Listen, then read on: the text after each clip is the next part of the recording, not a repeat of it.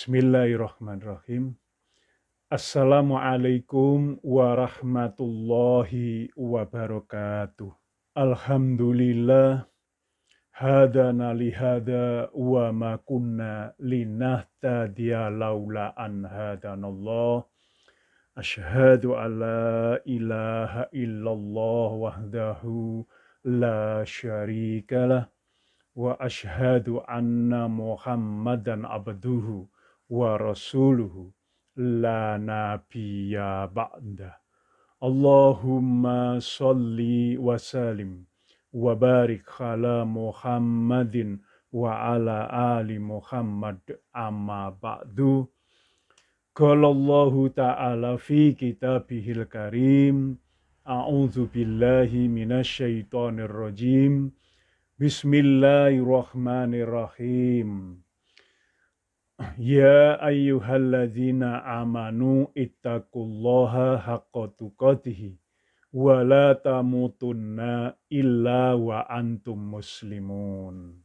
Wa qala Rasulullah sallallahu alaihi wasallam, wa man yuridillahu bihi khairan yufaqihu fiddin. Barang siapa dikehendaki baik oleh Allah dalam kehidupannya, maka difahamkan atasnya pengetahuan agamanya. Sadaqallahul azim wa sadaqta rasulin karim. Bismillahi masyaallah, la haula wa la quwata illa billah. Ilahi anta maksudi. Ya Allah, hanya Engkau yang kami maksudkan. Waridhoka matlubi, dan hanya ridhomu yang kami tuju. A'tini bima'rifataka wa mahabbataka. Amin ya robbal alamin. Jamaah Bapak Ibu sekalian, keluarga besar PT Catur Elang Perkasa yang dimuliakan dan dirahmati oleh Allah. Taqabbalallahu minna wa minkum. Taqabbal ya karim. Semoga Allah menerima segala apa-apa yang datangnya dari kita. Sholatana wa siyamana wa ruku'ana wa sujudana wa tamim taksyirona ya robbal alamin. Tidak lupa salam dan salawat selalu kita aturkan kepada junjungan kita, Nabiullah Muhammad Rasulullah sallallahu alaihi wasallam. Dan juga semoga salam dan salawat tercurahkan kepada keluarga beliau, berikut pula para sahabat beliau. Fa insyaallah, mudah-mudahan kita semua yang hadir di dalam majelis ini berada di dalam naungan salam dan sholawat tersebut. Allahumma amin. Bapak Ibu, keluarga besar PT Catur Elang Perkasa yang dimuliakan dan dirahmati oleh Allah. Hingga saat ini kita berada dalam kondisi keadaan pandemi COVID-19. Tentunya keadaan ini di luar harapan kita semua, di luar perkiraan kita semua. Hingga 1 tahun lebih, insya Allah sepertinya kita masih bakal diliputi berbagai hal yang berkaitan dengan COVID-19. Meski hal ini banyak membuat ketidaknyamanan, sehingga di antara kita harus melakukan berbagai hal perubahan-perubahan. Terlebih-lebih perubahan kehidupan, baik ritme maupun siklus kehidupan. Yang dengannya sebelumnya kita bisa bergembira, bersukaria di dalam bekerja, dalam lingkungan kerja kantor, maka hampir 1 tahun lebih kita harus berada sebagian di kantor, sebagian di rumah. Dan tentunya memiliki tantangan-tantangan tersendiri. Dan tidak sedikit di antara kita, ada yang kemudian memiliki tantangan-tantangan kehidupan untuk beraktivitas baik di dalam perusahaan, di luar perusahaan, maupun barangkali resign. Maka bagi sahabat-sahabat sekalian, PT Catur Elang Perkasa dan keluarga besarnya, beserta karyawan, staf, dan pengambil kebijakannya, maka saya sampaikan untuk selalu, meskipun keadaan tidak selalu baik, tapi selalu ada kebaikan Allah yang dilimpahkan kepada kita. Tentunya kebaikan itu yang kita harapkan sehingga kita diberikan oleh Allah karunia sehat walafiat hingga saat ini. Amin, Allahumma amin.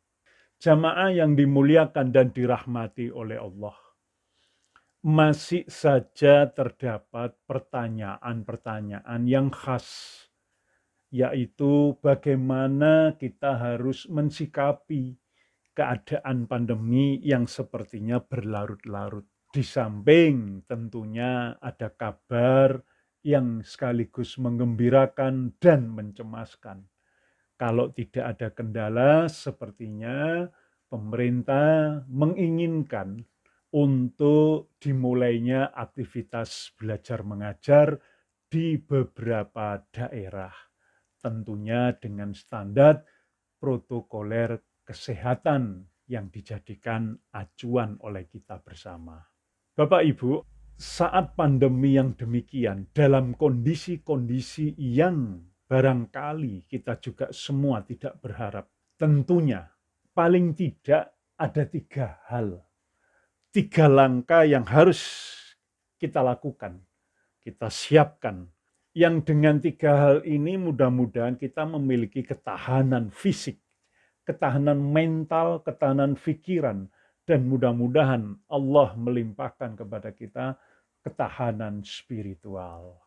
Memang keadaan ini cukup menyulitkan dan memberikan tuntutan-tuntutan yang berbeda di dalam masa-masa normal. Tapi insya Allah kita akan melewatinya bersama. Karena hal ini menjadi tanggung jawab kita semua dan menjadi tantangan bagi kita semua. Untuk melewati ini semua, pandemi ini, maka yang pertama harus, dan itu harus ada sebagai sikap kita seorang mukmin, yang pertama adalah accept, menerima, sepenuhnya menerima bahwa ada hikmah yang tersembunyi di balik segala apa yang belum kita ketahui. Mudah-mudahan hikmah hadirnya COVID-19 ini dalam ruang kehidupan kita terungkap, sehingga kita menemukan banyak kebajikan-kebajikan di dalamnya, selain kita menikmatinya sebagai tantangan bagian dari kehidupan kita semua. Maka ini adalah situasi yang tidak sekedar krisis, tetapi juga kritis. Krisis ekonomi menjadikan perilaku ekonomi kita berubah. Krisis ekonomi menjadikan kita semakin berhati-hati menapaki kehidupan finansial kita. Tapi jauh daripada itu, karena krisis ini terlalu lama berlangsung, sepertinya mulai memasuki dan menyentuh sisi psikologis kita, sisi mental kita, yang dengan itu kita memasuki zona kritis, yang membawa segudang kepanikan di dalam kehidupan kita, baik kehidupan pribadi, kehidupan keluarga, maupun kehidupan masyarakat kita sekitarnya. Antara krisis dan kritis ini kemudian menjadikan banyak fenomena-fenomena perilaku-perilaku masyarakat dalam kehidupan kita yang mungkin tidak logis dan mungkin kurang rasional di dalam menanggapi keadaan COVID pandemi kali ini. Jikalau krisis berkaitan dengan keadaan-keadaan di luar diri, maka tentunya kritis adalah situasi diri.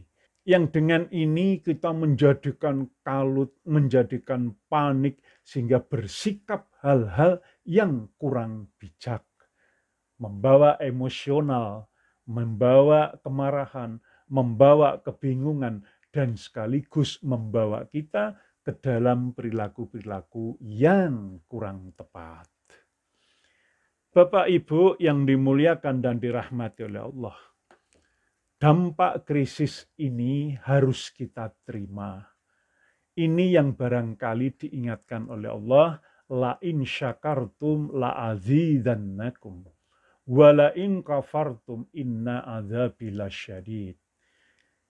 Jika kita bersyukur, maka Allah akan menambahkan nikmat-nikmat yang Allah berikan. Dengan diungkapkannya pemahaman, pengertian, pemaknaan baru tentang sisi kehidupan.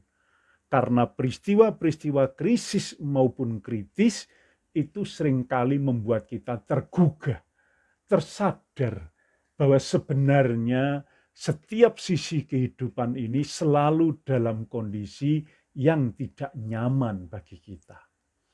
Sehingga dibutuhkan kemampuan tertentu bagi kita yang nanti menjadi kemampuan nomor 2. Situasi krisis dan kritis harus mampu betapapun kita syukuri. Karena bersyukur bukan adalah persoalan keadaan, tetapi itu persoalan pilihan dan sikap hidup kita.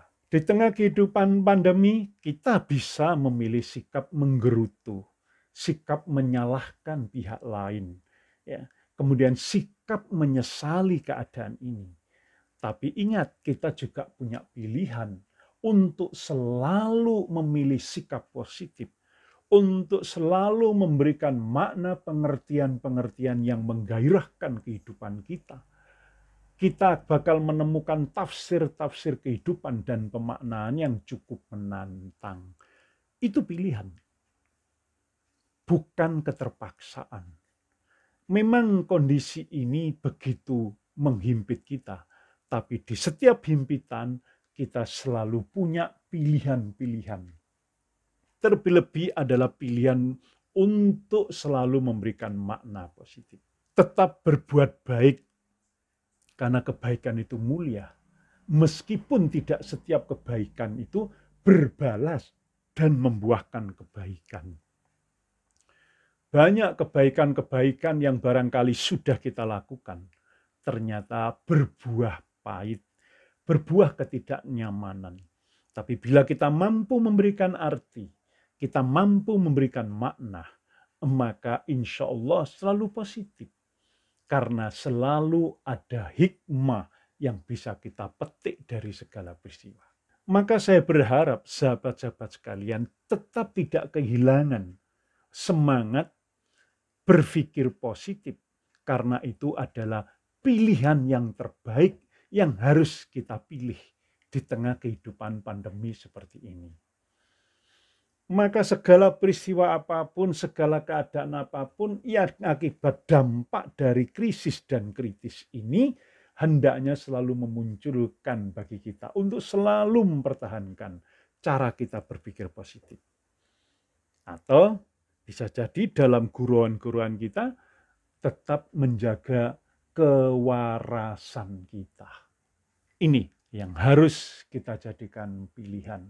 Karena mau tidak mau, keluhan, menggerutu, menyesali akan berdampak psikis, menimbulkan kelemahan-kelemahan terhadap ketahanan tubuh kita, stamina kita, maka akan berujung pada derita penyakit. Mudah-mudahan dengan sikap positif, maka autoimun, ketahanan tubuh kita meningkat. Untuk itu, maka kita harus tetap tersenyum, tetap gembira dengan segala apa yang dikaruniakan oleh Allah saat ini. Nah, di dalam menghadapi situasi kritis dan krisis, maka sikap pertama yang penting menjadi catatan kita adalah accept. Apa? Kita terima. Penerimaan, upayakan penerimaan sepenuhnya.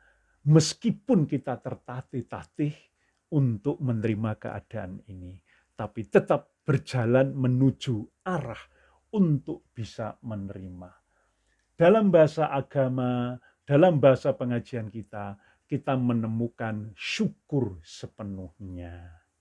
Nah, ini jamaah keluarga besar PT Catur Elang Perkasa yang dimuliakan dan dirahmati oleh Allah.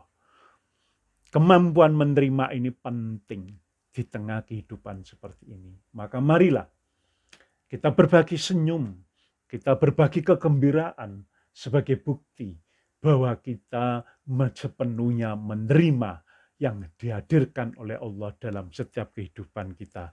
Terlebih-lebih pada momen ini adalah momen kritis dan krisis akibat dampak dari COVID-19. Dengan cara inilah kita menularkan, dengan cara inilah kita berbagi kebahagiaan terhadap sesama. Meskipun jauh dalam diri kita ada rintihan-rintihan yang kemudian kita coba angkat dan kita terima. Yang kedua, adaptasi. Ternyata karena keberlangsungan kehidupan kita yang nyaman ya, pada saat yang lalu, maka di ujung-ujung tahun terakhir ini kita dituntut. Kemampuan menerima itu harus diiringi dengan perilaku beradaptasi. Karena memang tidak ada yang kekal dalam kehidupan ini kecuali kekalnya perubahan. Maka perubahan menjadi kewajiban bagi siapapun yang ingin mengikuti ritme kehidupan. Maka kesiapan, kesungguhan, kesetiaan untuk selalu mengiringi perubahan, itu yang disebut dengan sabar. Innallaha la yughairu ma biqaumin hatta yughairu ma bi anfusihim. Allah tidak akan mengubah nasib suatu kaum kecuali ada perubahan dalam diri kaum itu sendiri. Maka perubahan menjadi kesejatian hidup yang barangkali selama ini kita berada di zona nyaman. Perubahan yang harus dilakukan ini perubahan-perubahan yang di tengah krisis dan krisis, ini perubahan yang benar-benar merupakan lompatan-lompatan. Yang semula kita sekedar masuk kantor, tapi hari ini di luar kantor, di rumah, dimanapun kita melakukan aktivitas kerja. Bahkan bisa jadi jam kerjanya pun bisa jadi tidak lagi menentu. Ini sudah menimbulkan ketidaknyamanan, tapi kita siap untuk berubah. Yang semula kita ini bebas melakukan perjalanan kemanapun, wisata kemanapun. Tapi pada periode ini, maka kita membatasi diri untuk keamanan dan kenyamanan diri kita.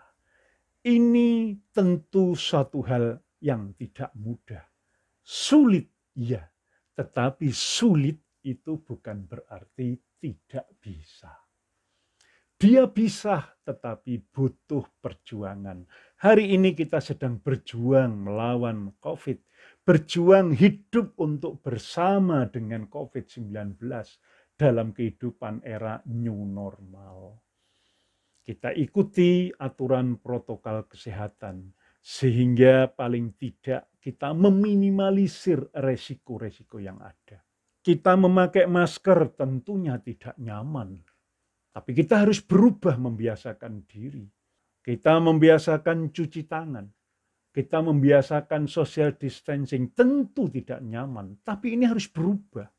Maka insya Allah selain penerimaan, sepenuhnya keadaan, kita juga perlu menerima dan bersedia melakukan perubahan-perubahan, adaptasi-adaptasi karena situasi kondisi yang menuntut demikian.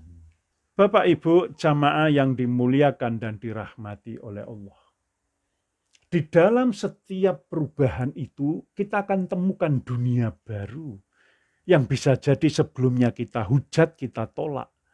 Tapi diam-diam kita menemukan mulai kebiasaan baru, kebiasaan yang nyaman, dan mulai kita menemukan kenikmatan-kenikmatan di dalamnya. Malah kita semakin bergurau dengan banyak pihak, dengan sentilan-sentilan. Kok kayaknya bagi beberapa orang lebih enak dalam kondisi demikian. Terlepas dari persoalan tentang COVID-19-nya, ancamannya tentunya. Tapi orang bisa sekedar di rumah, duduk bisa ngajar dengan segala keterbatasannya. Saya sebagai penceramah dengan duduk di rumah bisa berceramah dan berkomunikasi, berinteraksi dengan jamaah-jamaah yang lain dengan segala keterbatasan. Tetapi sebagai catatan, bukankah memang kita harus berkembang dalam keterbatasan? Maka ada sebagian orang yang mulai bisa membiasakan diri dan menikmati gaya hidup COVID-19, new normal. Tapi ada yang masih keberatan dan barangkali masih menolak. Tapi semua akan mendapatkan kenikmatan dalam porsinya masing-masing. Adaptasi. Kemampuan beradaptasi inilah yang sebenarnya menjadikan makhluk manusia ini hidup sekian lama dari sekian zaman. Maka sebenarnya perubahan-perubahan ini asik apabila dinikmati, diikuti dengan gembira, dengan penerimaan yang sepenuhnya. Maka pintunya adalah penerimaan. Tidak salah dan tidak keliru. Ini ada hadiah dari Allah dengan segala keterbatasan yang kita tangkap. Hal ini menuntut kemampuan kita untuk berubah, beradaptasi, menyesuaikan diri dengan lingkungan yang ada sekarang. Ini yang membuat manusia itu bertahan peradabannya hingga sekarang. Yang pada saat-saat masa beberapa waktu yang lalu telah hilang karena kita berada dalam zona nyaman. Maka sekarang kita keluar dari comfort zone, zona nyaman, untuk membiasakan diri dengan perubahan. Sehingga menemukan dunia-dunia baru, menemukan kenikmatan-kenikmatan yang baru akibat dari penyesuaian, adaptasi diri. Yang pertama menerima, dan yang kedua adalah beradaptasi. Bagi ibu-ibu rumah tangga di rumah mendapat tantangan yang biasanya pada jam-jam pagi hingga siang hari, anak-anaknya berada di lingkungan sekolah. Tapi sekarang karena sekolahnya ini menggunakan online, ya begitu, daring, maka otomatis mulai pagi sampai sekian jam sehari-hari berikutnya, maka menemukan putra-putrinya berada di rumah. Ini tantangan. Ini harus diterima keadaan sepenuhnya dan kemudian menyesuaikan diri dengan keadaan ini. Nah, ini penting. Begitu pula ketika suami yang biasanya bekerja di kantor, dia akan melakukan pekerjaan di rumah. Tentunya dengan berbagai hal, tantangan, gangguan anak, gangguan istri, gangguan tetangga, dan sebagainya. Maka ini harus diterima sepenuhnya dan kemudian beradaptasi, menyesuaikan diri.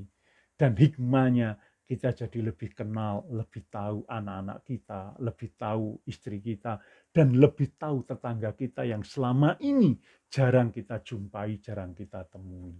Sehingga sepertinya kita sedang memasuki dunia baru, dunia untuk menyediakan ruang diri bagi orang-orang di lingkungan kita. Jadi yang kedua, adaptasi. Jika kedua hal ini, yang pertama adalah penerimaan sepenuhnya, wujud syukur. Sementara yang namanya adaptasi, ini adalah sabar, mengikuti proses. Semua memiliki proses. Maka yang ketiga, yang tidak kalah penting, nanti akan menghasilkan senyum kita adalah achieve. Akhirnya keberhasilan yang kita capai. Apakah nanti kita berhasil keluar dari rebetnya kepompong namanya COVID sekian masa, atau bisa jadi kita akan hidup bersamanya di dalam kepompong itu. Tentunya dengan kemampuan adaptasi yang Allah berikan, penerimaan sepenuhnya, dan juga penyesuaian. Tiga hal ini Ini terangkum semua, itu berkaitan semua. Maka insya Allah mudah-mudahan dengan langkah 3 hal ini kita selalu menemukan senyum. Karena senyum itu sehat secara fisik dan dia menjadi sehat secara psikis dan dia juga menjadi sehat secara spiritual karena senyum adalah sedekah. Aqulu qouli hadza wastaghfiru li wa lakum innahu wal ghafurur rahim. Rabbana atina fid dunya hasanah wa fil akhirati hasanah wa qina azabannar. Subhanaka rabbika rabbil izzati amma yasifun. Wassalamun alal mursalin walhamdulillahi rabbil alamin. Subhanakallahumma wa bihamdika asyhadu alla ilaha illa anta astaghfiruka wa atubu ilaik. Billahi taufik wal hidayah. Assalamualaikum warahmatullahi wabarakatuh. Kita akan jumpa lagi pada pertemuan berikutnya di awal bulan Juni di majelis pengajian kita ini yang mudah-mudahan selalu kita ikuti bersama demi mempertahankan kualitas spiritual kita. Assalamualaikum warahmatullahi wabarakatuh.